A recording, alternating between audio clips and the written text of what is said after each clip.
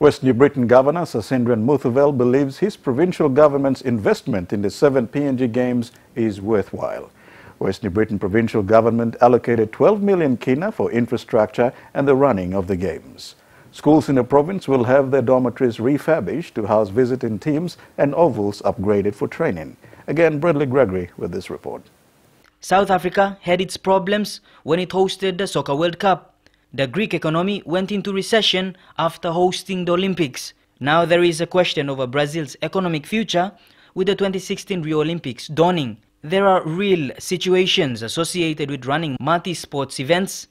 PNG's very own grassroots games is one of the much anticipated multi-sports tournaments. Though small compared to other major global tournaments, PNG does consume a large portion of its budget. For West New Britain province, they have put in 12 million kina to make the games happen. West New Britain is putting more money than the national government. It is not a game for West New Britain, it is a PNG Games.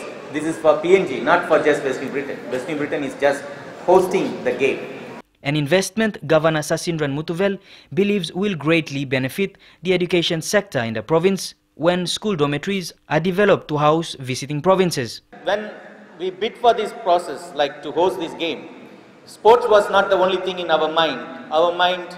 We had our education, we had our health facilities. In the name of sports, we want to strengthen our educational facilities in terms of getting additional dormitories, getting additional 4-in-1 classrooms, and strengthening our health facilities and our law and order institutions.